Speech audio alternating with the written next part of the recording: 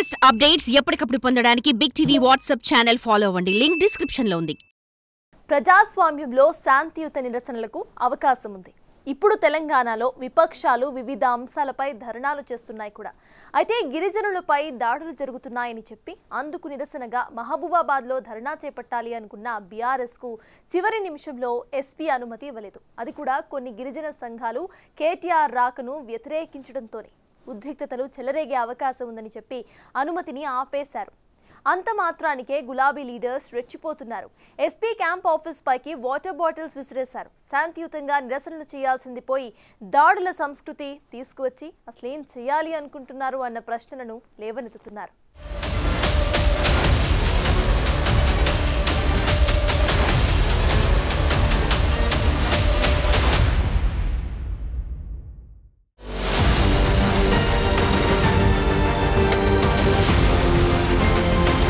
మేం చేస్తే రైట్, మీరు చేస్తే రాంగ్. ధర్నాలు చేయాలంటే మేమే, తీసేయాలన్నా మేమే. మేం చెప్పిన వాళ్లే రోడ్డెక్కాలి, వద్దన్న వాళ్ళు సైలెంట్ అవ్వాలి.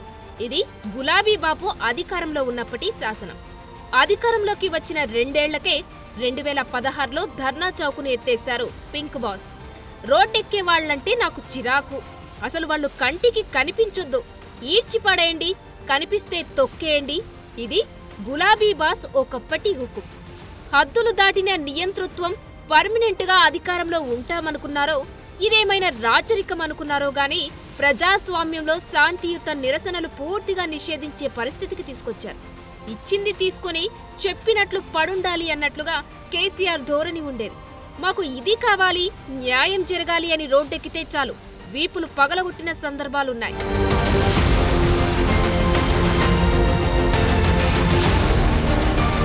ఇదంతా ఎందుకంటే బీఆర్ఎస్ లో అప్పటికి ఇప్పటికీ పెద్ద తేడా ఏమీ కనిపించడం లేదు. ధర్నా చేస్తే మేమే చేయాలి, ధర్నా అంటే మాదే, మేం చెప్పిన టైంకు మేం చెప్పిన ప్లేస్లో ధర్నాకు అనుమతి ఇవ్వాల్సిందే అంటున్నారు. ప్రతిపక్షంలో ఉన్నా అధికారంలోనే ఉన్నట్లుగా ఫీల్ అవుతున్నారా అన్న డౌట్లు జనానికి వస్తున్నాయి. ఎందుకంటే లగచెర్లలో గిరిజనులు రైతులపై దాడులకు నిరసనగా మహబూబాబాద్లో మహాధర్నాకు గులాబీ పార్టీ ప్లాన్ చేసింది. కేటీఆర్ను ఆహ్వానించి ఏదో అలజడి రేపాలనుకున్నారు.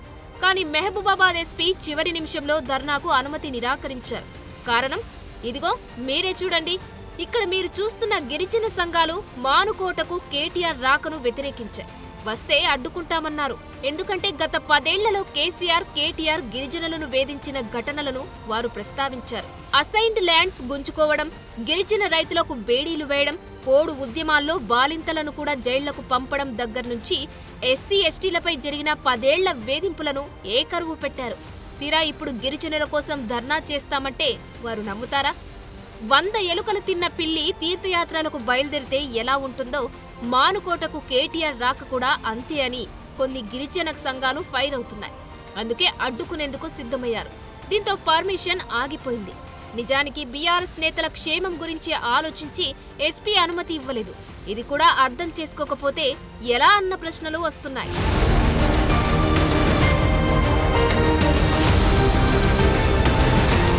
రైట్, ఉద్రిక్తతలు చెలరేగే అవకాశం ఉంటుందని చెప్పి ఎస్పీ పర్మిషన్ ఇవ్వకపోతే బీఆర్ఎస్ నెక్స్ట్ ఏం చేయాలి? డీఐజీ దగ్గరకు వెళ్లాలి, డీజీపీ దగ్గరకు వెళ్లాలి. అక్కడ వర్కౌట్ కాకపోతే హైకోర్టుకు వెళ్లి పర్మిషన్ తెచ్చుకోవాలి. కానీ అలా జరగలేదు. ఇదిగో ఇలా మహబూబాబాద్ ఎస్పీ క్యాంప్ ఆఫీస్ ముందు గులాబీ లీడర్లు ధర్నాకు దిగారు. వ్యతిరేకంగా నినాదాలు చేశారు. అంతటితో మ్యాటర్ ఆపి ఉంటే బీఆర్ఎస్ పార్టీ ప్రెస్టేజ్ కాస్త నిలిచి ఉండేది. కానీ చూడండి, వాటర్ బాటిల్స్ ను ఎస్పీ ఆఫీస్ పైకి విసిరారు. నానా హంగామా జరిగింది. అలజడి సృష్టించాలన్న ప్రయత్నాలు చేశారు. ధర్నాకు పోలీస్ పర్మిషన్ రాకపోతే చేయాల్సింది ఇదేనా?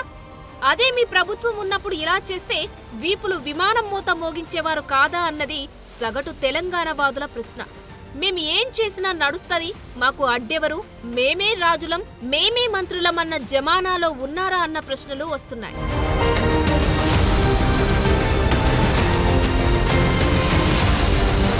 లగచెర్ల గిరిజనులకు, రైతులకు సంఘీభావంగా మహబూబాబాద్లో నిర్వహించే మహాధర్నాను పోలీసులు కుట్రపూరితంగా అనుమతి ఇవ్వలేదంటున్నారు బీఆర్ఎస్ నేతలు. తగినంత భద్రత కల్పించాలంటే పోలీసులకు కూడా సమయం కావాలి కదా. అంటే లేడికి లేచిందే పరుగు అన్నట్లు తమకు నచ్చినప్పుడే ధర్నాలు పర్మిషన్లు కావాలంటే వస్తాయా? ఇంత హడావిడి చేసేవాళ్లు గత 10 ఏళ్లలో ధర్నాల గురించి, నిరసనలకు ఇచ్చిన స్వేచ్ఛ గురించి మాట్లాడతారా అన్న ప్రశ్నలు రెడీగా ఉన్నాయి. అయితే వాటికి జవాబులు రావడమే కష్టం.